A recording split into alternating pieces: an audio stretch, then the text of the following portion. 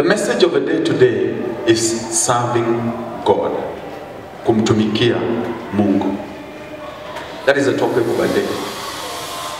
I've drawn this message from 3 or 4 verses which are in line with the series that we have taken. Those who are here earlier on in the morning, we took chapter 6 from verse 5 and 6 there, going all the way to the end. Then we did a simple summary of chapter 7, which we'll be coming back to on Sunday. But chapter 5, we concluded it on Sunday, and we jumped to the opening verses of chapter 6 last Sunday. But today, I want to go deeper in these few verses. 41. The Bible says this. So they departed from the presence of the council, rejoicing that they were counted worthy to suffer shame for his name. That is verse 41 of the book of Acts chapter 41. John 12 verse 26. If anyone serves me, let him follow me. And wherever I am, there my servant will also be. If anyone serves me, him my Father will honor. Yeyote anayetaka kumtumikia Mungu anifuate mimi. Naye yeyote atakayenifuata mimi na mtumikie Mungu, yule ndiye Mungu aliye baba yangu ataheshimu. Those are the words of Jesus. If you want to attract my honor, kitamani ni kuheshimu, nitumikie. And Jesus says, anyone who serves me, him will my Father honor. And that will be the basis of our message today. Who are these people who are looking forward to be honored by God? We have sought honor from men. It's a good thing. We have sought to be honored by those who are our juniors. Not a bad thing at all. We have sought to be respected in the society. It's also a good thing. But the Bible is saying, there is this other category of people who will be honored by God himself. And these are the people who serve God. I want to mention 4 things, and I'll be done with today's services. 4 things those who serve God must clothe themselves with. A mentality, an attitude, a picture, an image that should always be with you whenever you say, I want to serve God. Number 1, it's in the verse that we've read. Number 1, verse 41. Chapter 5, verse 41. So they departed from the presence of the council, rejoicing that they were counted worthy to suffer shame for his name. Number 1, you must be willing to suffer shame. Lazima ukubali nikimtumikia Mungu, kuna heshima dunia itanikosea. Kuna mahali dunia haitanipenda. Why I'm serving God?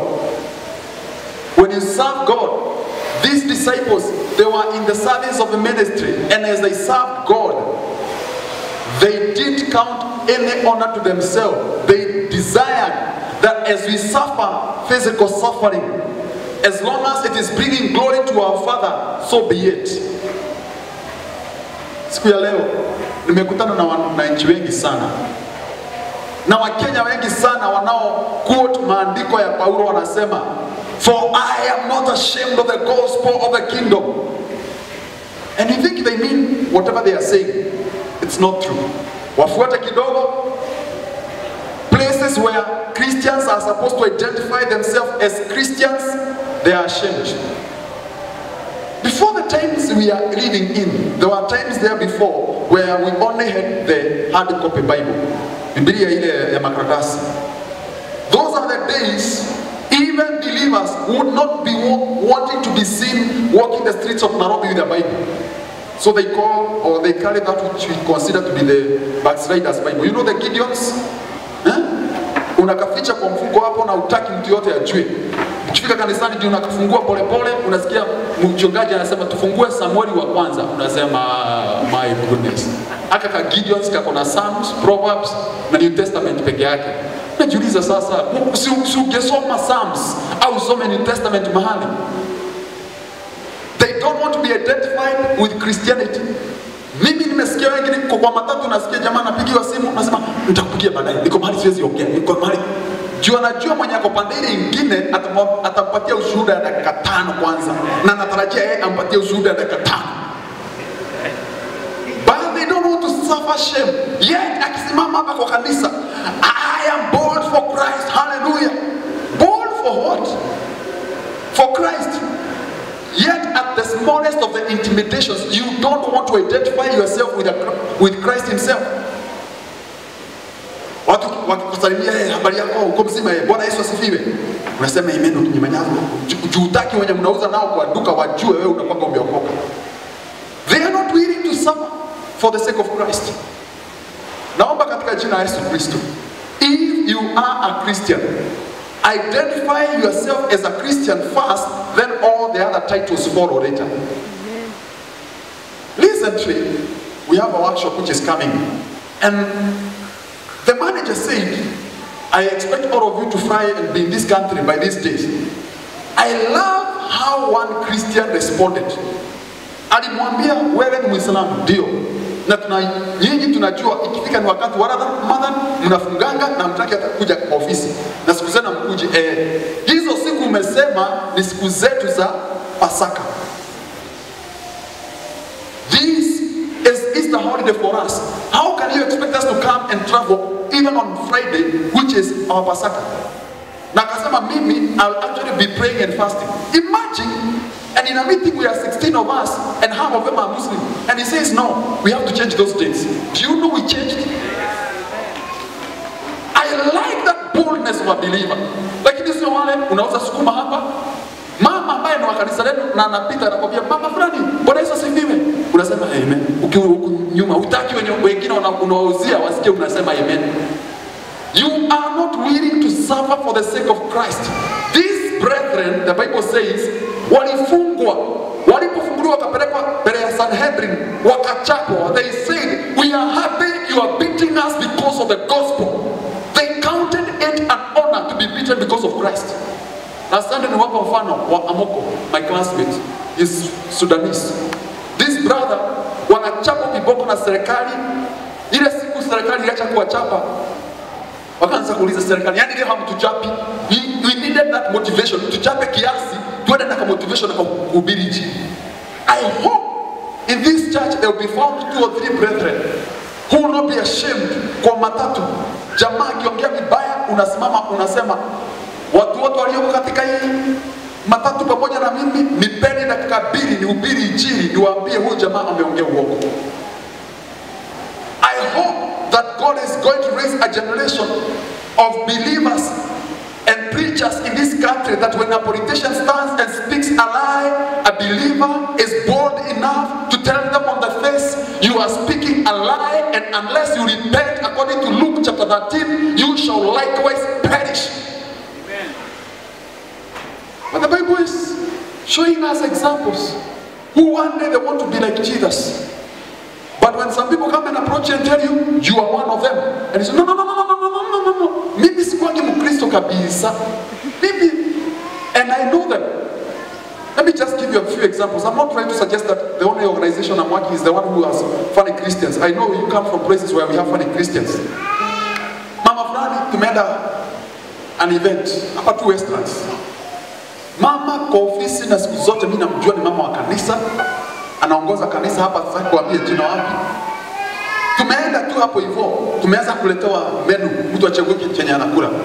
Naona anapinuka hivi, anataka kupatiana order, anajificha. Kwa nini? Anaagiza pombe na anataka ifungwe isiletwe kwa meza aende nayo nyumbani. Hallelujah. Ili tusimame lazima kuwe na gharama ambayo tumelipa ya sisi kutumikia Mungu. For you to serve God. For you to serve God, and when I'm talking of serving God, I'm not talking of being a preacher. Please don't take that picture. Take that one out. I'm talking of you being a believer, doing your part in the body of Christ. For you to serve God, you must be willing to suffer. Wakisema tudanganye hapa, unasema hapana, mimi ni watu wa street line. Kama sio hii, achana nayo. Ndugu fulani akasema tufanye biashara na yeye, na ameokoka. Tumeanza siku za kwanza 2-3 hivi. Nikasikia zile njia naenda, nikamwambia hakuna. Tukienda kununua kitu anasema hapa tutasema quantity ni hii hata kama tunataka hii. Namuuliza kwa nini? Akasema ukifanya hivyo kuna vile tutagain katika mambo ya tax na nini hivi. Nikamwambia sikiza. We never did business with him. Nikamwambia mimi ni mtu wa njia iliyokonda. Hallelujah. I belong to the narrow way. Hata kama nimekonda jifinya nitoshe pale. But if you want to go the broader way, many are them. The Bible says many are they who are finding it. Many. Enda fanikiwa na hiyo njia, lakini kwangu mpaka siku ya leo ananitaka, unajua wewe ni mtu straight. Unajua unafanya mambo yako straight. That is the testimony I want to retain. I don't want to help God to make me rich.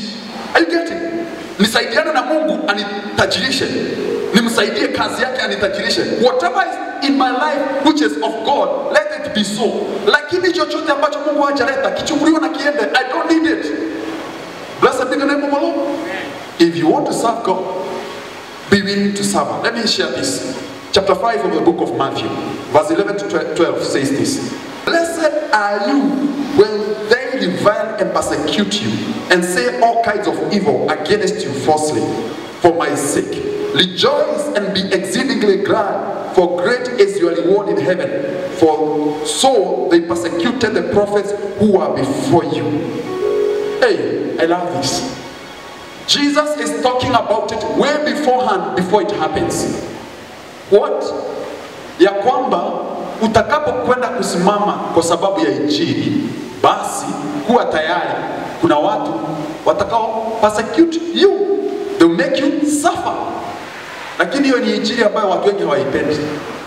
Jesus said, I'll be with you in times of trouble.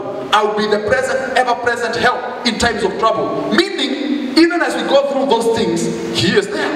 Hallelujah. Kusiwe na mtu yote kati yetu atakaye kufa moyo sababu unapitia magumu na umeamua kukataa biashara fulani ambazo hazimtukuzi Mungu. If you suffer for that sake, Jesus is saying, blessed are you. Hallelujah. Nikakaa kikao cha wanafunzi wa university. Wakaanza kuulizana maswali. Nikisikia tu. Sasa tunasema, hey, is it good to work in Kenya Breweries? Is it good to work in this place? Is it good? Kwambia, sikiza nikwambie. Kuna wengi wamekataa hizo kazi sababu hazimtukuzi Mungu. Why? Christ said, he who does not gather with me scatters. That is a principle. So is East African Breweries gathering together with Christ? Is it bringing people to the kingdom of God? One day I actually challenged some people. Why don't they take pictures of their customers and they use them to advertise? Badala ya kutumia picha za watu ambao hata wakunywi pombe, ni wanono, wamekula vizuri, wako na familia zao, waende hao jamaa huko Karumaido, hao jamaa ambao hakurangi, wanakunywa mfululizo, wachukue hizo ndizo picha za customers wao. Okay? Wachukue hizo weke kwa billboard, waseme, you want to excel in life like this man, please take our product. That's how they are gathering with Christ. And this brother said, no. Said, unajua ni kazi tu, kama kazi ya account. Nikamwambia, Christ said, if you don't gather with me, you scatter. As simple as that. So brethren, are you willing to suffer for the sake of Christ? Are you in a position where you are saying, na niumizwe kiasi, nitukanwe kiasi, waninene mabaya juu ya Kristo?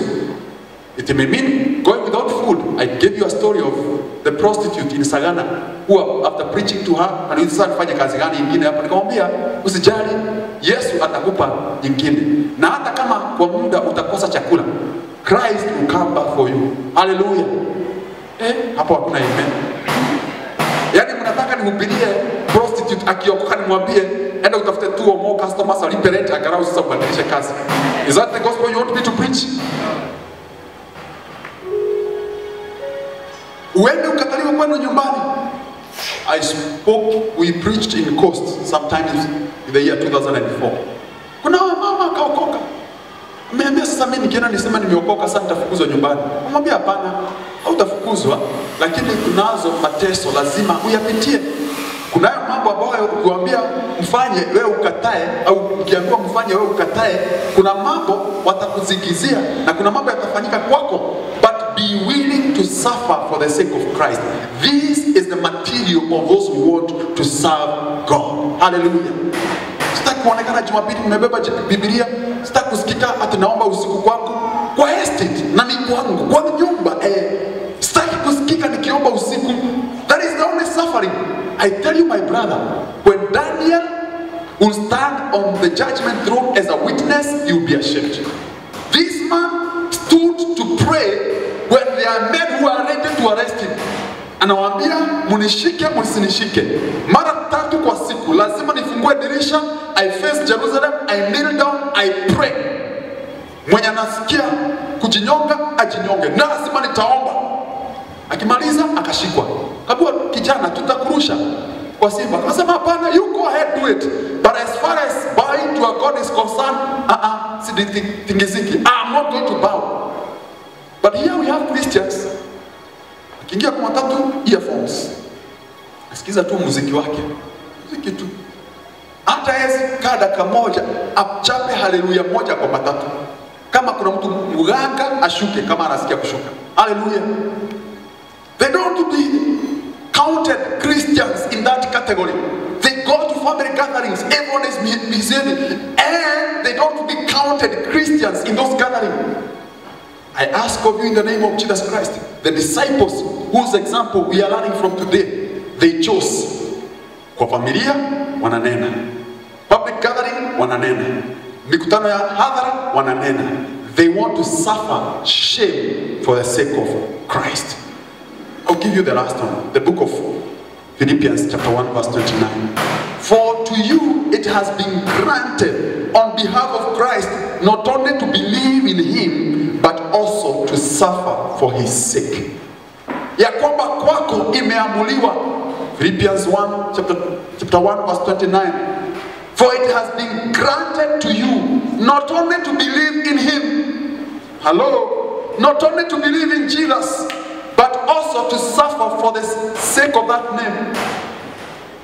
Alafu niambie injili yetu ambayo tunahubiri siku ya leo sio injili ya kuumia sababu ya injili. Tutakwambia that gospel is not true. Any gospel, by the way, let me put it in simple terms. For every city, kila mji ambao Paulo aliingia kuhubiri, it resulted to chaos and he was kicked out through trouble. Yet, in our dispensation, tunataka tuingie katika mji kuhubiri, wakubwa wa huo mji wakusanyike, watupigie makofi. It means there's a problem with the message we are sharing with them. We cannot rebuke them because of their corruption. Wanatupigia makofi, wanasema wachungaji kama nyinyi ndio tunataka. Mkuwe mnakuja kutusihi ili mioyo yetu isifurahie. Yet Paul, in his testimonies, in his preaching, he rebuked each of them until they arrest him or kick him out of the city. What is the difference between his message and our message? Yetu imejaa mafuta na kupapasa sana. Yake imejaa neno la Mungu. Imejaa haki. Amewaambia vile mapenzi ya Mungu yalivyo. But us, we want to soothe. We want to ensure that that politician comes back to church on Sunday to give an offering. For the rich people who are swindling people around the city, we want to continue having them in the church and they feel more comfortable. There is a problem with our message. The message of Paul, he will tell them the truth. We read about that 2 Sundays ago. Those whose hearts are pricked, they will depart. Those who feel that they belong, they will be multiplied. That is the message of the cross.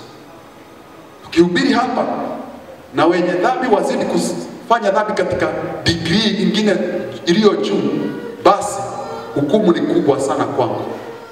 I have a bigger judgment to face.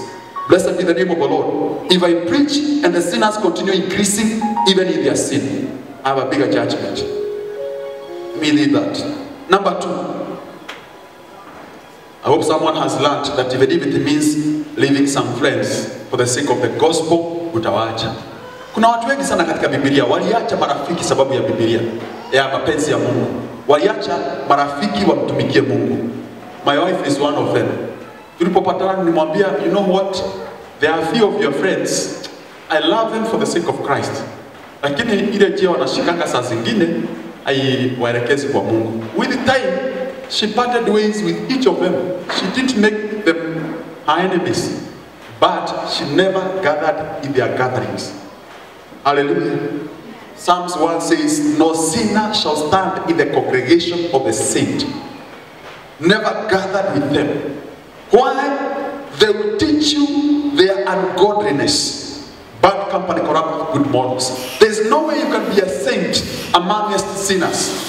It's impossible. There can be a sinner amongst saints, but there cannot be a saint amongst sinners. The evil in them, according to Haggai chapter 3, will make this other person a sinner. Acha nisingie sana katika ya mambo so that I don't miss the focus of the day. But I pray that our hearts will be focused unto that which is the will of God. Look at your offices. Mwaulize, nyinyi ni wenyeji wa Nairobi. Kuna saa zinafika za usiku au asubuhi mapema unasikia kuna watu wameamka kuomba. Wa dini zingine. Unajua? Mbona wao haipigiangi dini yao? Kwetu kwa ofisi, juu tunafanya kazi na wao. Masaa ikifika yao ya kuomba, jamaa anachukua carpet, anaweka pale. Muko hapa kwa ofisi hajali. Anaweka pale. Anaanza kuswali. Ili hali wa Kristo hawataki kujulikana wameokoka. Look at that. Yeye anakusalimia kivyao. Hajali kama utajibu. Na ni Wakristo wachache mno watana waulize, unamjua Yesu? Au wamwambie, sema Bwana Yesu asifiwe. Hakuna. Lakini wao, salamu alaikum. Nasi tunajibu, alaikum salam. It's a good greeting. Hata mimi huwa nasema, means peace be upon you, peace be upon me. Na tunasikia, do not. Brethren, Bwana Yesu asifiwe. Lakini apia Mkristo asimame kwa pavement. Kuna wale wanaombea kwa ofisi yetu, kuna mahali kuna stairs na wapatanga hapo. Kuna asimama hapo. Apia Mkristo asimame hapo, aanze kuomba, Bwana Yesu nakushukuru. Nasema ni asante kwa kazi njema ulifanyia. I tell you the truth, you will not find 2 or 3. Not willing to suffer for the sake of Christ. If it means parting way with friends, let it be so. 2 Sundays ago, my boss called me on a Sunday. He works on Sunday. He is an Egyptian. So Sundays for them is a working day. Friday is a holiday, it's a weekend. Sunday is a working day. So he called me on a Sunday. I was preaching, yes. And then after preaching, I saw a missed call. And then I also saw so many WhatsApp messages. He was in need of something urgent. I didn't look at them. I didn't respond. I waited, finished the service, we ate and drank, finished the service. I went at home. Jioni ndio nikafungua WhatsApp message. Nikaanza kumjibu. Nikamwambia mkubwa, Friday siku yako ya maombi na utakange nikusumbue. Jumapili siku yako ya maombi na sitaki masumbufu. Period. Alicheka tu, kamaliza hapo. Blessed be the name of the Lord. Nitafutwa kazi, nifutwe. Yes, because of Christ, yes. I will go with a record in heaven that the reason I was sacked is because I stood for my testimony. I know this is a hard gospel. Lakini kama unataka kumtumikia Mungu, once you put your hand on the plow, you cannot turn back. Ni siku ya kufanyia Mungu kazi. Number 2. Jump to chapter 6. You are in chapter 5 of the book of Acts. Let's now go to chapter 6. I'm only focusing on the first 3 verses and we are done with the service. Verse number 1. Chapter 6 verse 1 says this. Now in those days, when the number of the disciples was multiplying, there arose a complaint against the Hebrews by the Hellenists because their widows were neglected in the daily distribution. Number 2 thing that you have to clothe yourself with whenever you want to serve God. You have to know that serving God includes serving people. Serving God involves serving people. And it means dealing with people during the tough times. Serving God involves serving people. Let me ask you today. When Jesus called the disciples, he told them what? I'm changing you from fishers of fish to fishers of men. If you want to serve God, but you want to do it in your private quarters, kwa bedroom yako, unataka kutumikia Mungu hapo kwa bedroom yako. Kwa bedroom yako wewe ni lion. Lion. Unaguruma hapo, kuguruma. Ukitokea kwa wanadamu, unapitia kule kwa kona, and you don't want to talk to anyone. There is a problem. Serving God means dealing with people. In this particular case, the Bible says, there arose a murmuring. Wamama, wazee, watu wa kanisa wakaanza kuongea mmoja na mwingine wakinung'unika sababu ya shida ambazo wanazipitia. Hear me today, church. If you want to serve God, number one thing you have to qualify in is to love men the way they are. Yani unatumikia Mungu ili hali yule mtu anakutema mate. Imagine if you are Jesus. Let me ask you just for a moment. Imagine you are Jesus. You are about to die for someone who is nailing you on the cross. Ni yeye anakuweka kwa msalaba na ni yeye unakufia. The Bible says they spit at him. Mtu anakutumia gekorora kwa uso. And then he said, my brother, I love you. Oh man, I love you. For your sake, I'll abandon all these other things. Hear me today. Serving God means you have to love people. Kama unataka kumtumikia Mungu, lazima uwapende wanadamu. Hallelujah. Mungu sio kama huyu. Mungu niruhusu mimi nitumikie wale wako straight. Yule mkora weka huko nje. Wale walio sawa sawa weka ndani. Jamaa siku moja akasema, I don't want to go to church. Muuliza kwa nini? Akasema sababu church ni ya wakora, imejaa mapastors ni wenzi, wale wanaokuja kanisa ni hypocrites. Nikasema, that's where you belong. You are one of them. Hallelujah. Sisi kanisani tunakusanyika watu ambao tunahitaji msamaha. Hallelujah. Wale ambao wako na kiburi lakini wanazidi kufanya haya mambo wako nje. You get? They are like us, but they are not humble enough to tell God, I'm in need of your forgiveness. But sisi ambao tuko hapa tumejaa watu ambao wako aina tofauti. Tumalize kesha siku moja. Tumalize hapa. Mimi nasikia Mungu ametembea. Neema ya Mungu inaonekana. Tumefika katika mahali pa kumalizia. Nasikia kijana niambia, you know what pastor, I want you to pray for me. Kamuuliza kwa nini? Ananiambia unaona kabla niingia hapa kesha kuna msichana fulani tumelala naye kitu saa 4 kabla tukuje kesha. Yaani walikunywa kama chai ili wakuje kesha. Uliza, ni masikio yangu yanasikia vizuri au unaniambia ukweli? Mwambie, na wewe ni Mkristo? Yes. Nikamwambia msichana, siwezi kuombea kabla ulete kijana hapa. Nikuombea alafu mwende mfungue asubuhi na hiyo. Hakuna. Leta kijana hapa.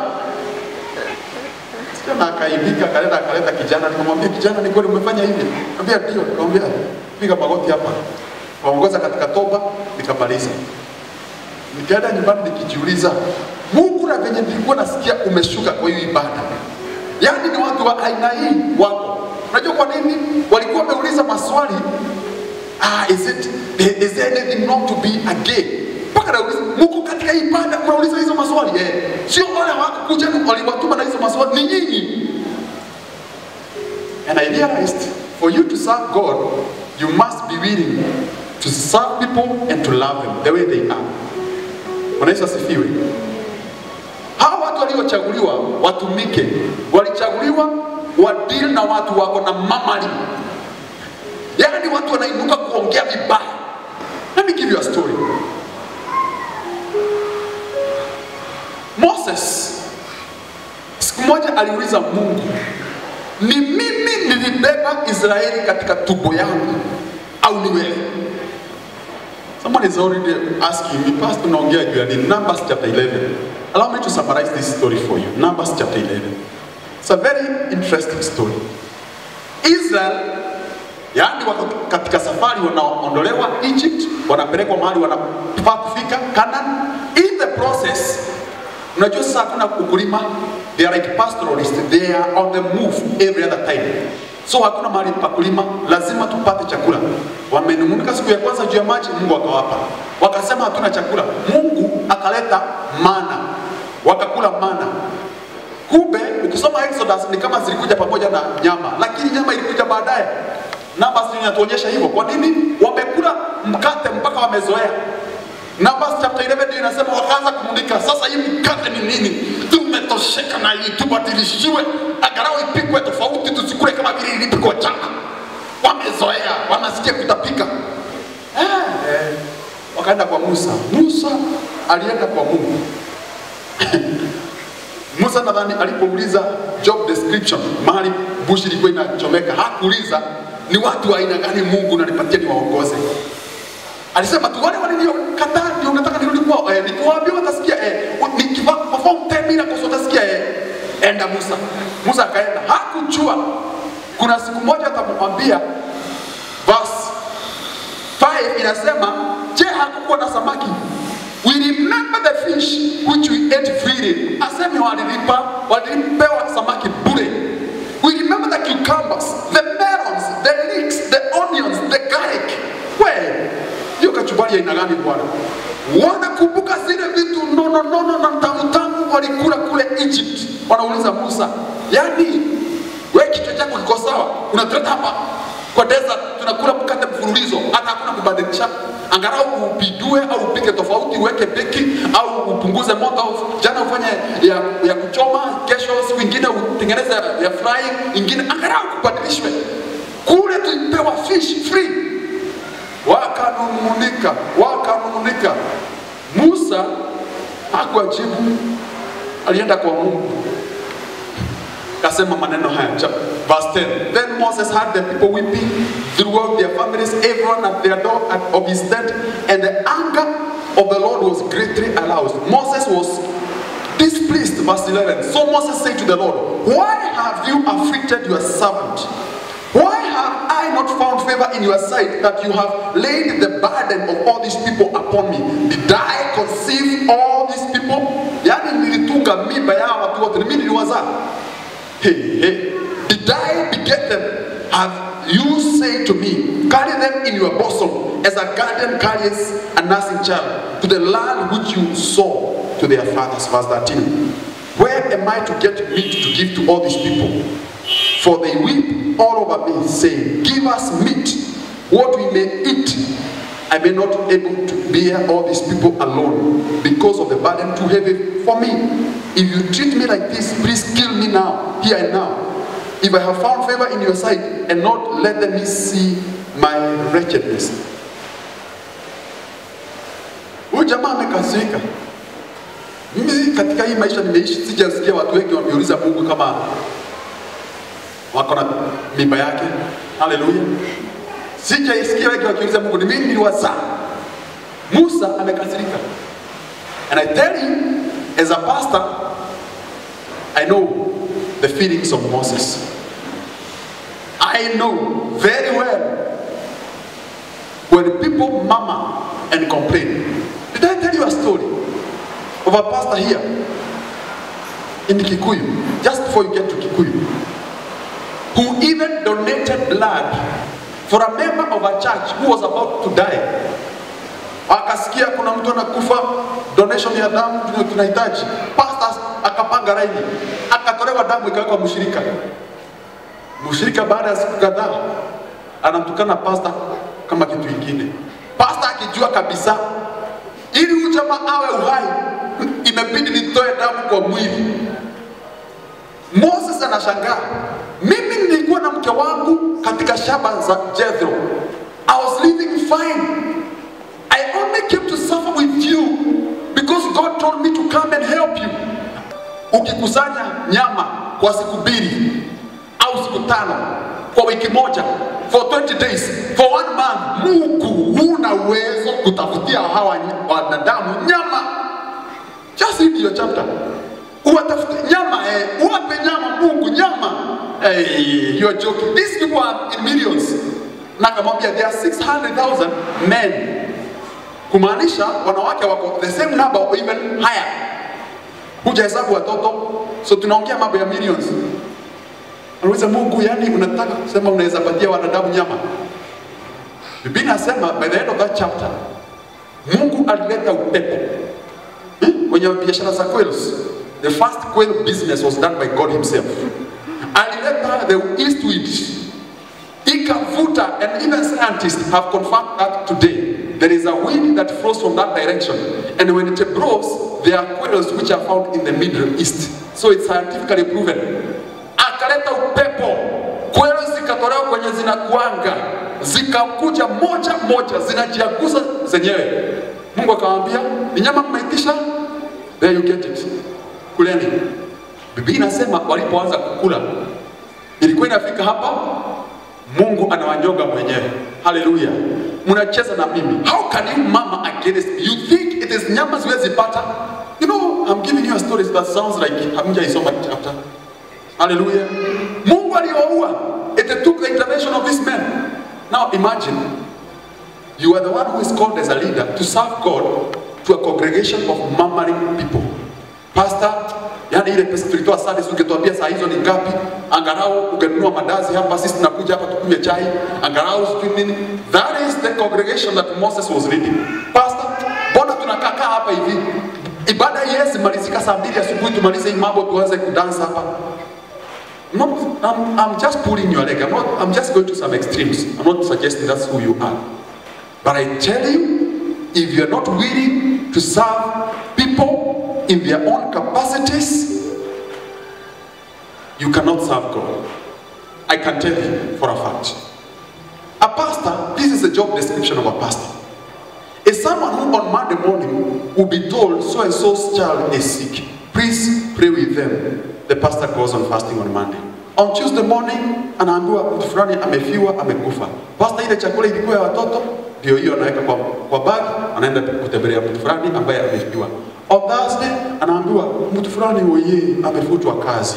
They need your words of encouragement. Kale kaya time alikuwa amebakisha akakuongea na mamake, ndiko hako akatumia ka SMS, angala exchange na mtu fulani. By Friday, pastor, kanisa linafungwa. Pesa hazijapatikana za kulipa hao. Ndiye huyo anaanza kutafuta marafiki. Ameharibu jina kwa marafiki, akitafuta pesa zipatikane, kazi ifanyike. Saturday ndio anakumbuka, hata sijaombea ibada za Sunday. Ndiye huyo another fasting. Anaomba, Mungu anamsikia, anampa neno, anajiandaa kuhubiri hapa Sunday. Ndiye huyo anafika kanisani, hakuna mtu amefika. Niye kwanza apaguze viti, apange vyombo, aongoze kawimbo hapa, kisha baadaye watu wafike. Wakiingia hapo wanamwambia pastor, masaa imeisha. Tunataka kuondoka. Ndiye huyo. And the man God is saying is supposed to love all these people. My job description this week says, on Wednesday I should be in a burial. On Saturday I will be joining a wedding. A pastor is supposed to manage those emotions and continue living naturally and not complain to the people. Kama akona maswali, auliza Mungu. Mungu ndiye employer. Hallelujah. Kama akona maswali, auliza Mungu. Blessed be the name of the Lord. Does it sound like a job that you want?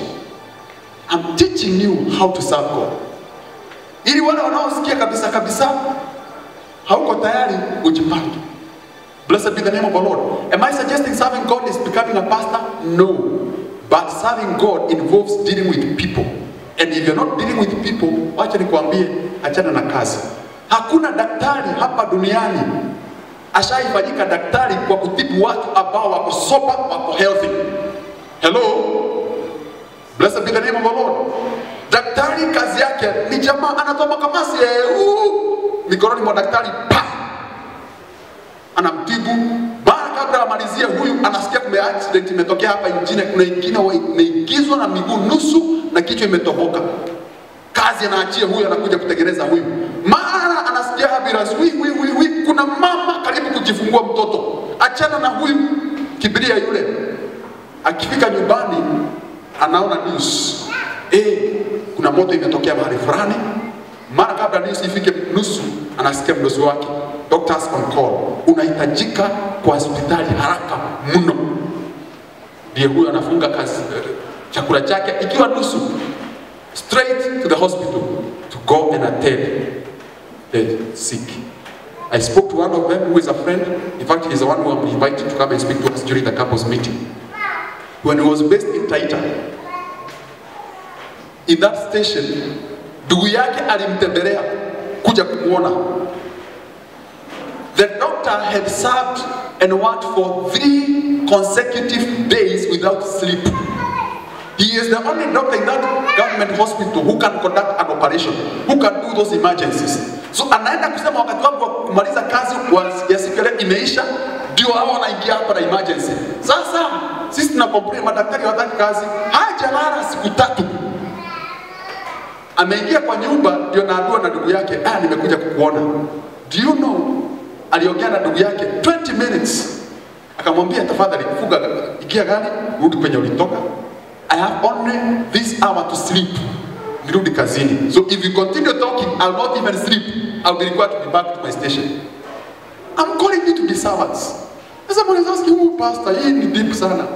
If you are not willing to deal with people, and not people who are healthy, niulize, watu wakipaga kichwa, wanaitwa kwa wachungaji? Ndio. Yule jamaa ambaye amenyongwa na mapepo wiki mzima, anaitwa kwa wachungaji? Ndio. Yule mtu ambaye amefutwa kazi, anaitwa kwa wachungaji? Ndio. Yule ambaye amefiwa, anaitwa kwa wachungaji? Ndio. And this is the reason why I'm asking you as a church. If you choose to serve God, know that you shall deal with people. Hiyo jumbe leo inaonekana imeingia katika mioyo yenu mpaka watu wanasema, kweli kabisa, hii ndio kazi yenu. Wacha nikwambie, this is the reason why we serve Christ. And our motivation is one. Our motivation is one. That we are doing that which God called us. And this is the reason why, as a person, I believe, the reason why when you see people competing to become pastors, there is one thing which is lacking in them. Either they don't have a true understanding of what the role of a pastor entails, or number 2, they have decided to go and become fake pastors. Tumeelewa? Mnang'ang'ana hapa? Kwa hili kanisa ningetamani sana kuwa na watu 5 tutakaosaidiana na wao hapa. Ni wachungaji hapa. Shida zikitokea mtashuruhisha. Good. Sawa basi. Mwisho wa mwezi umefika, tunafaa kulipa hii hall. Mchungaji wetu mmoja aenda akashughulikia hiyo. Pastor, hiyo sio kazi ya mchungaji. Hapana. Chukua kazi bwana. Enda kufanya hiyo. Kuna mzee mwingine nasikia ako kwa kitanda kwa hospitali. Tafadhali ndugu yetu, kabla kuja ibada, shughulikia hiyo alafu kuja baadaye. Pastor, hiyo sio kazi ya mchungaji. Pana, this is what it entails. Blessed be the name of the Lord. Imefanya watu wengi wahuzunike, wengine wameamua kutofanya kazi ya mchungaji. There's a pastor whose children, naongea mambo ya Laikipia sasa, na Nyandarua. Watoto wake walimwambia, sisi hatutawahi kuwa wachungaji. Unaweza kwa nini?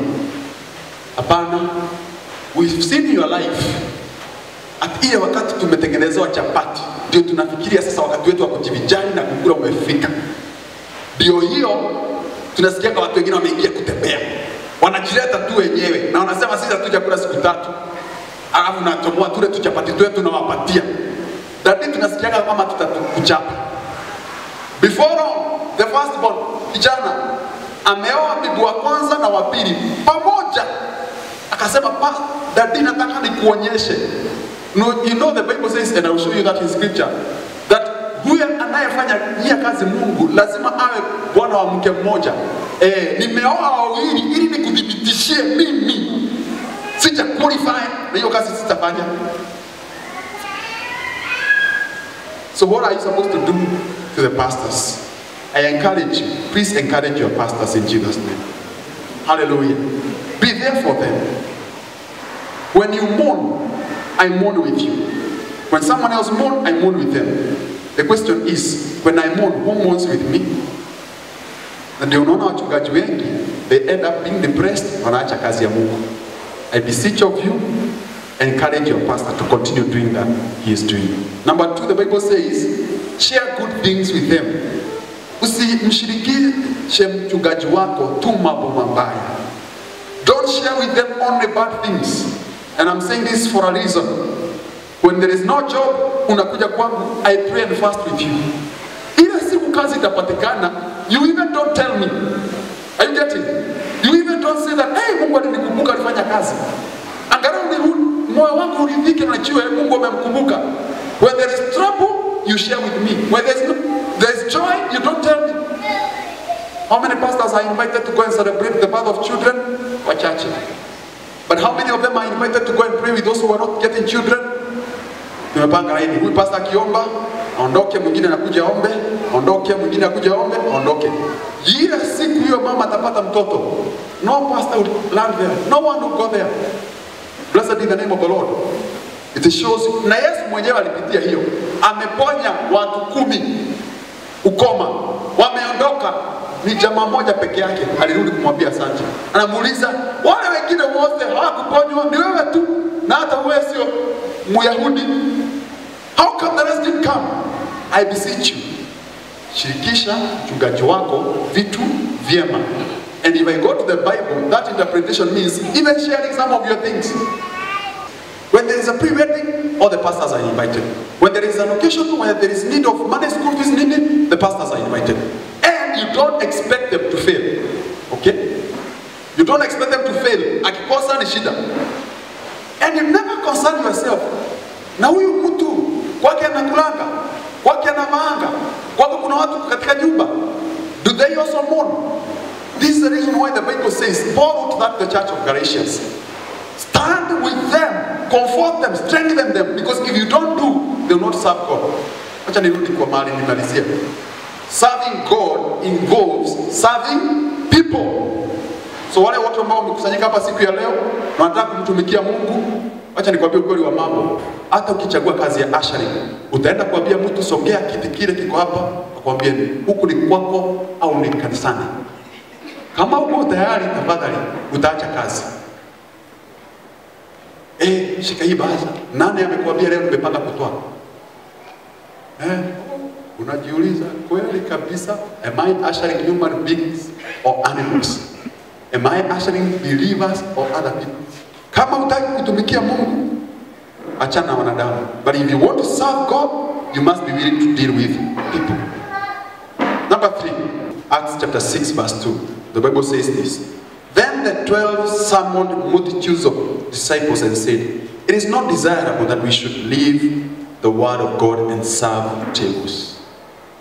Kumtumikia Mungu, jambo la tatu, we call it, there is division of labor. Kuna kazi ambazo zimetengwa. Hizi zifanywe na hawa, zingine zifanywe na wengine. If you want to serve God, you don't become a jack of all trades.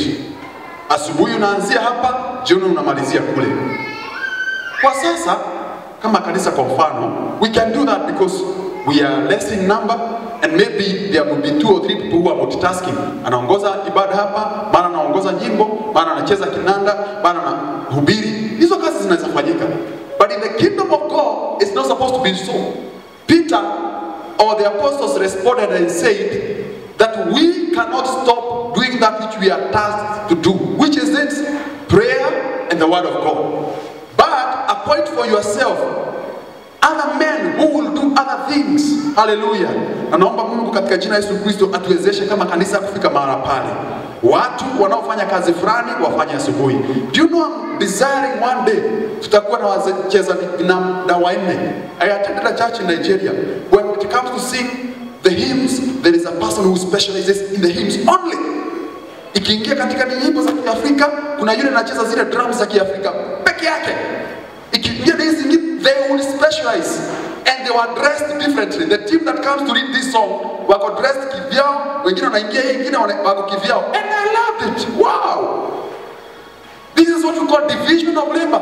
Kusiwe na mtu asubuhi ni Asha, saa 6 ni yeye anakuja kuhubiri, jioni ni yeye anaenda ku-encourage, saa zingine ni yeye anafanya kazi. That is not supposed to be so. Someone is already asking me, Pastor, napata haya wapi? 1 Corinthians chapter 12, verse 12 to 14, and then verse 27 through to 21. The Bible says the following. 1 Corinthians 12. I'm reading verse 12. For the body is one and has many members, but all members of the one body, being many, are one body. So also is Christ. For by one Spirit we are all baptized into one body, whether Jew or Greek, whether slaves or free.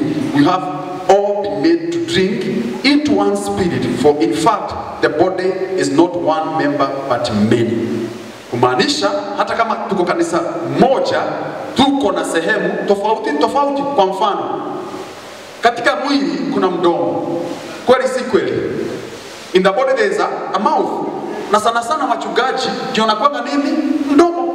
sisi ndio tunaongea kanisani sana, tunashikilia hapo, lakini kuna wengine ni mikono, kuna wengine kazi yao ni miguu, wengine ni kichwa, ndio wanafikiria, ndio wanapanga mambo, ndio wanaongoza. Kuna wengine kazi yao ni kuona, wanakaa hivi wanasema Mungu naona anatuelekeza hivi tufanye hivi na hivi, na sisi zote tumetoshea katika kanisa moja. Now verse 27 says this: now you are one body of Christ and members individually. Note that word. You belong to one body but you are members individually. Kuna kazi ya kila mtu binafsi hata kama mko katika mwili mmoja. Verse 28. And God has appointed this in church: first apostles, second prophets and teachers. After that miracles, then gifts of healing, helps, administrators, varieties of tongue. And verse 29. And all apostles ni swali, je, nyinyi nyote ni mitume? Are all prophets? Are all teachers? Are all workers of miracle? Do all have gifts of healing? Do all speak with tongues? Do all interpret? But honestly desire the best gifts, and yet I show you a more excellent gift. Niseme mambo mawili hapa nimalize. Paulo anatuonyesha kwamba katika mwili wa Kristo sisi zote ni tofauti, na tunafaa kukubali ya kwamba tunafanya kazi tofauti. Actually, I want to just mention one, and I'm saying this with a reason. Biblia inauliza na Paulo anauliza, je, nyinyi nyote mnaongea kwa dini? Aha, that rings a bell. That rings a bell. Kumaanisha sio kawaida na sio kitu kinachofaa kuona watu wanalazimishwa kuongea kwa dini. Hello? Bwana Yesu asifiwe. Paul is asking, do all of you speak in tongues? Kwa nini? Kuna wale Mungu amewapa hizo vipawa na kuna wengine hawajapewa. I'm saying this for a reason. Don't be mistaken to feel like you are a less Christian because you don't speak in tongues. Being a person who is speaking in tongues is different from being filled with the Holy Spirit. Hiyo ni tofauti. Kujazwa na roho ni Mungu huwa anatujaza na roho vile anavyotamani. Kupata kipawa, and I'm using the word specifically, kipawa cha kunena na lugha is a gift of the Holy Spirit, which in chapter 13 Paul says he gives according to how he desires. In this church, I'll judge no one who does not speak in tongues. It is God who gives. Hello? And he chooses who to give. Bwana Yesu asifiwe. Do all of you speak in tongues? No. Do all of you prophesy? No. Are all of you administrators? No. We are all different. Siri ni hii. Katika kufanya kazi kwako kumtumikia Mungu, do it in all faithfulness, depending with the kind of a gift that you have received. Useme yule ambaye ni kiongozi ndiye anaheshimika sana, yule ambaye ni mdogo ndiye tunamsikia kila wakati. Let me tell you the truth. I might speak too much, but when it comes to God's judgment, tukiketi kulipwa au kupewa thawabu, God will ask me, how faithful were you with the words that you spoke according to Matthew? Every word I speak will be measured. So are you faithful with the way you spoke? Naye yule ambaye Mungu alimpa nafasi ya kujitolea katika nyumba ya Bwana au kutumika kazi ya ashari au kazi nyingine zote, Mungu atamlipa kulingana na faithfulness katika hiyo kazi. And whatever reward, if I'm the best performer in speaking, the best performer in administrating will be paid the same way. Sio wale watakuwa wakiongea ndio watalipwa thawabu yao kando, na wale watakao kuwa wakifanya kazi ya administration thawabu yao kando. Amen. Amen. Knowing you, Jesus. Let me move on, the last one. So that tells you something. If people serve in their best areas of gifting, number one thing that will happen is that we will all be resorting to effectiveness in the work of ministry which has been tasked to us.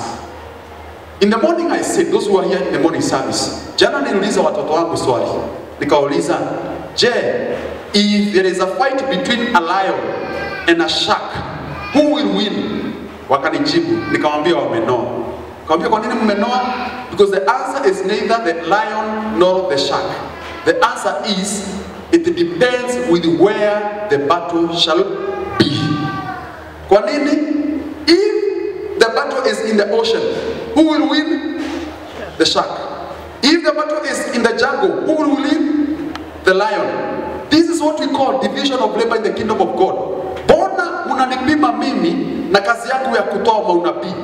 Hiyo sio kazi yangu. I'm not called as a prophet. And that's why I find it funny when I see churches which are measuring people by only one standard. Kama ufanyi kazi na hii, basi wewe si mtumishi wa Mungu. You are alone. I teach the word of God. If I invite a prophet, allow them to prophesy. Blessed be the name of the Lord. Hallelujah. Msifunge mioyo sababu kumeingia mnabii katika nyumba ya Bwana sasa anahubiri tofauti na mchungaji. Hapana. Hiyo ni kazi yao, wako department yao. I said in the morning, if you measure a fish with its ability to climb trees, then the fish will forever believing it is dumb.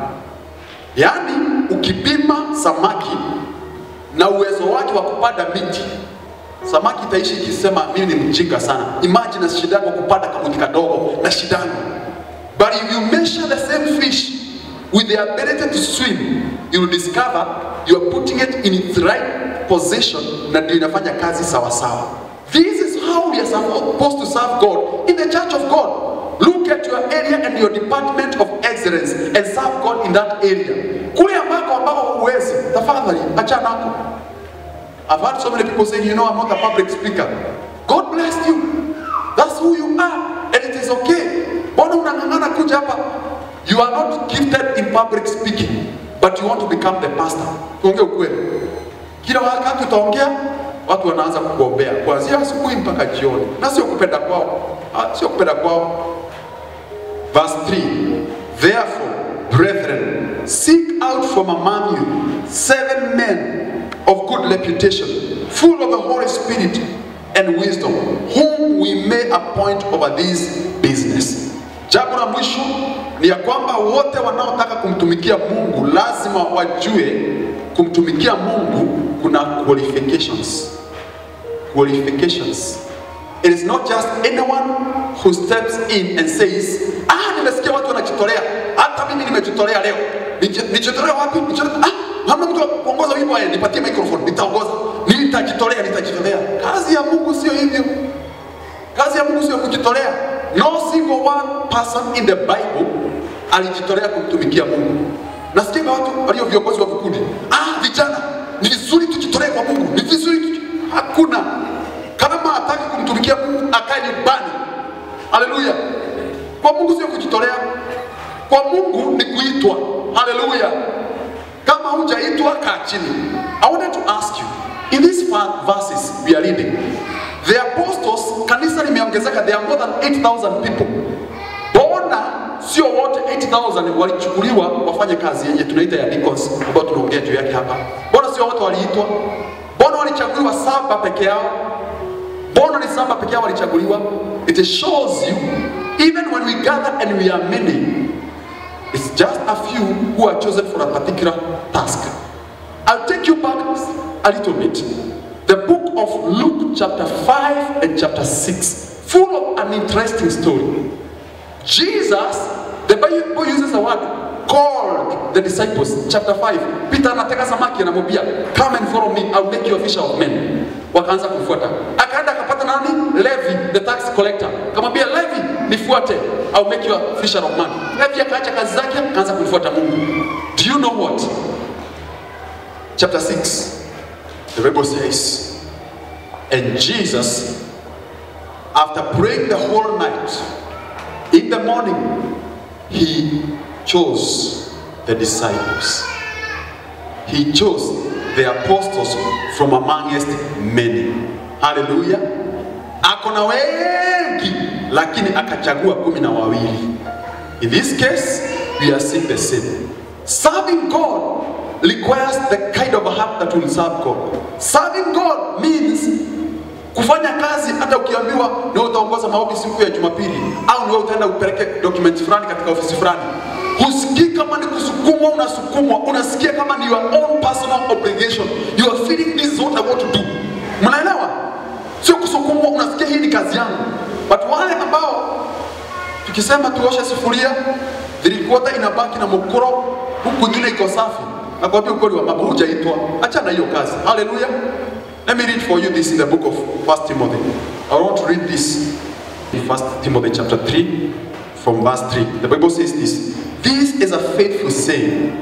If a man desires the position of a bishop, he desires a good thing. A bishop then must be blameless, number one. The husband of one wife, temperate, sober-minded, a good behavior, hospitable, able to teach, not given to wine nor violent, not greedy for money, but gentle, not quarrelsome or covetous, one who rules his own house, having his children in submission with all reverence.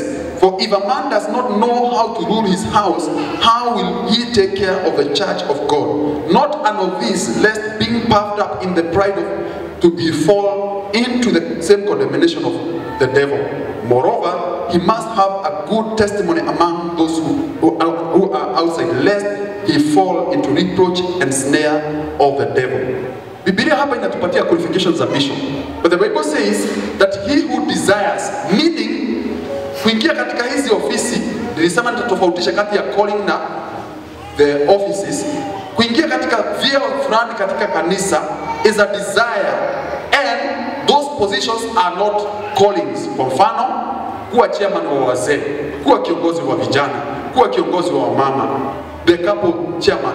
To be all these offices are a desire, someone desires to occupy them. The Bible is saying, once you desire to get those, then you must know their qualification. Kama ni bibi, ni mmoja. Ukiwa na wawili au kuna mmoja lakini unatamani wengine hapa kando kando, acha na hii kazi. Haleluya. Kamvinyo kiasi, unaona ka advert kataska, unasikia kumeza mate. Dada yangu, ndugu yangu, acha na hii kazi. Haleluya.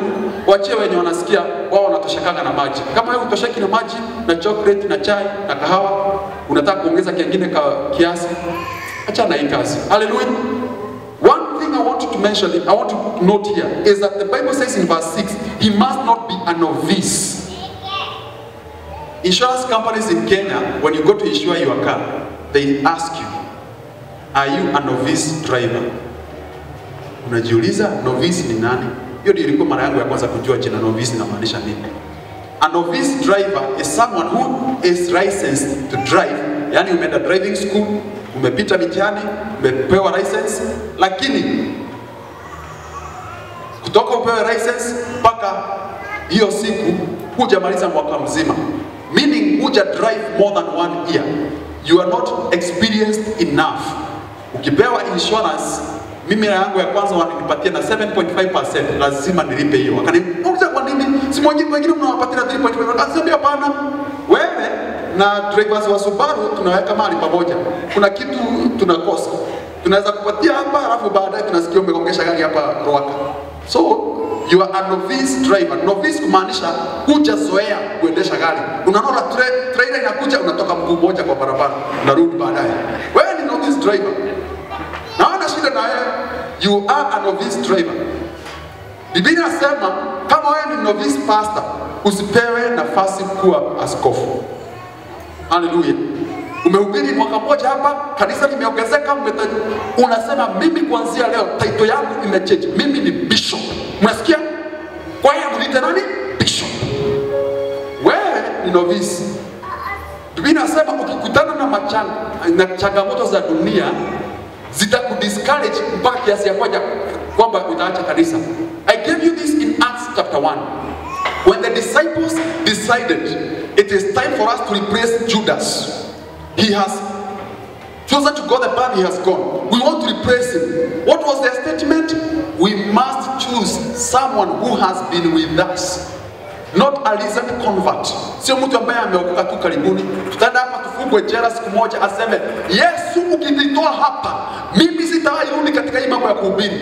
Hapana, we want someone akiingia jela anasema, mko na viboko, mnachapanga watu ngapi? 5. Mimi nipe 10.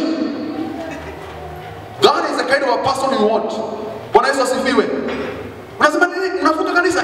Wacha nikwambie, mkifunga mtanifungia ndani. Lakini siondoki mimi ni hapa. Hallelujah. Blessed be the name of the Lord. But you choose a novice. Apate changamoto kidogo tu hivi, atakwambia na pastor mimi sitakuwa Sunday, naona kuna kitu nataka kwenda kuangalia kwa wazazi wangu. Ili hali Sunday atakuwa akiwatch ball from morning to evening. Nika changamoto tu, amekuwa discouraged na kitu pole pole. By the way, let me request you, if you are a novice, ikiingia katika kazi ya Mungu, hata tukupatie jukumu hapa, tuambie tafadhali, mimi kuna kitu sijaelewa kabisa, nipeni muda, nakuja, I'm still coming. And you understand, kuliko hapa, unakuja kuongoza ibada, unaambia watu simameni, unaona watu watatu wanne hawajasimama, unasema mimi nitakuwa mtu, simama, unasikia mama, nasema watu wasimame. Sasa hii intimidation inatoka wapi? Unasifaa usimame, simama, watu wawili wasimame, au wengine wameketi, unasema na tutaendelea tu, Bwana Yesu ni Bwana. Haleluya. Sio kusema mimi nitamua mtu meno. Umetoa yule mtu wa ndani, yule wa kitabu amerudi. Haleluya. Ya pili, wacha tutamalizia na hii sasa, and sorry for taking longer than I expected. Inasema ni mambo ya deacon. Likewise, verse 8, deacons must be level-headed, yani kichwa level-headed. Hakuna kitu inakustua. Not double-tongued, not given to much wine, not greedy for money, holding the mystery of the faith with pure conscience. But let this also be first tested. Hii ndio siri. Kwanza watiwe katika majaribu na mtihani. Waangaliwe. Huyo jamaa mnafanya deacon, mwachie 10,000 hapo na hazina mtu na hazina jina. Ziacho tu hapo, aonekane kama atahama nazo. Akihama nazo, kaput. Huyo ameanguka mtihani. Haleluya. Mwambie enda ongea na yule mama. Na mama sasa hiyo anatukana matusi. Akienda atukane mara moja, achape mtu. Jua huyo pia ameanguka. Haleluya. Anafaa atukanwe asema okay, may the Lord bless you so much. Mom, may the Lord bless you so much. That is how to be tested. Mimi nilitukana na msichana. Kuna kajia kanaitwa Cassandra pale KU. Nilitukana hadharani, vijana wananisihi. Huyu umemfanyia nini? Si umuombe msamaha. Saa hiyo mimi natukanwa, nimeambia dada tafadhali. Hiyo je unapitia sio mzuri. Alinisimamisha mbele ya watu. Nasikia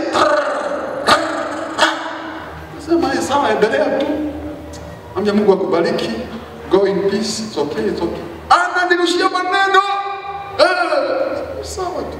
Lakini kutukana kama mwanaume na usijiulizie, hiyo ndio kukomaa. Haleluya. Kama wewe ni mwanaume na ugali unachapa bibi at our day and age, kuna makosa kubwa sana. Wacha afanye vile anataka. Akisema sitapika, sema ni sawa. Mwambie enda ukalale. Ingia kitchen, tengeneza mayai, mletee na tray kwa kitchen, kwa bedroom, mwambie my dear please just wake up and eat. Hata kama uko na hasira, hii mayai itakusaidia. Haleluya. Lakini usina unavuja vyombili alafu unabanga mlango, unaenda kulala roji. Sasa hiyo ni wanaume wa wapi? Kaa kwako. Haleluya. Must be tested. Be tested in the name of Jesus. Na ukipita mtihani ulikomediwa kuwe deacon, tutakuwekelea mikono. Haleluya. Itakuwa sawa. Acha nimalizie verse 11. Likewise their wives must be reverent, not slanderous, temperate, faithful in all things. Let deacons be the husband of one wife, ruling their children in their own house well. For those who serve well as deacons obtain for themselves a good standing and great boldness in faith with Christ Jesus. Hapo juu nilisahau kusema qualifications za bishop. Inasema huyo bishop ili akue katika hicho cheo, hata watu wa nje, Biblia inasema outsiders, they should have a good name about him. If you are a bishop and outsiders, even unbelievers, are critiquing you, are speaking ill of you, I'm not talking of false accusation. Wanasema tukienda mahali fulani kupiga kona jioni tunamuonanga, mahali fulani nisikia ameongea hivi. If even the outsiders are speaking ill of you, usichukue hiyo kazi. Kumalizia, anasema deacon au mke mmoja, na huyo mke asiwe na kiberebere na kiherehere. Nyinyi ni Wakenya, mnajua tofauti kiherehere na kiberebere. Sawa? Akiongea asiongee awe na kiasi. Tumalizia pale. Do you want to serve God? Do you fit in those 4 categories? I pray that the Lord will grace you to choose to serve God and to say, you know what? I'm qualified in these things. Even if it costs much, if it's painful to me, I will still serve God. And I will say again here, so that it doesn't get mistaken. Serving God doesn't mean picking a microphone and preaching. If you serve Sukuma Wiki, do you know you have more members in that church of yours more than we gather here on Sunday? Angalia watu wenye unazingianga Sukuma Wiki, hao wote ni watu wako. Mungu amekupa nafasi watumikie. And that's why some people, by the way, hawakufangi haraka. Juu Mungu amewapa kazi wafanye kazi. Watusaidie Nairobi. Uliza wamama wenye wanauza marikiti. Wamenona kunaona. Bali ndio hiyo. Kufua ndio mchana. Lakini hata homa hakuna. Sisi na ndio wenye tumekunywa madimu na vitu zingine. Unapiga chafya kila wakati. Hallelujah. Because we are serving God, they are also serving God. Let no one mistake you. If you are a teacher, ukisimama in front of that class, you have members more than the people we have here. In the 4 years you teach in that school, you have passed through your hands so many thousands. That is a congregation for you. You are serving God. If you are a matatu driver, imagine the number of people you drive every day. Wanakaa hapa nyuma kila wakati. Hawa wote ni watu wanatumikia Mungu. Just serve God in faithfulness. The same way I will be rewarded is the same way you will be rewarded. If I am the mouth, you might be the finger. If I am the toe, you might be the stomach, which gives me the strength. I request you to stand up in Jesus' name.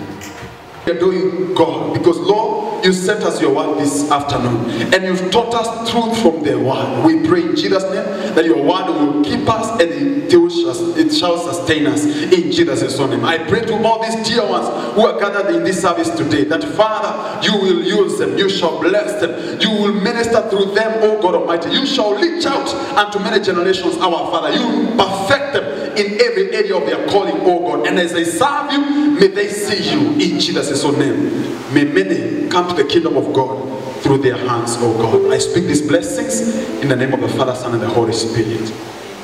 Amen.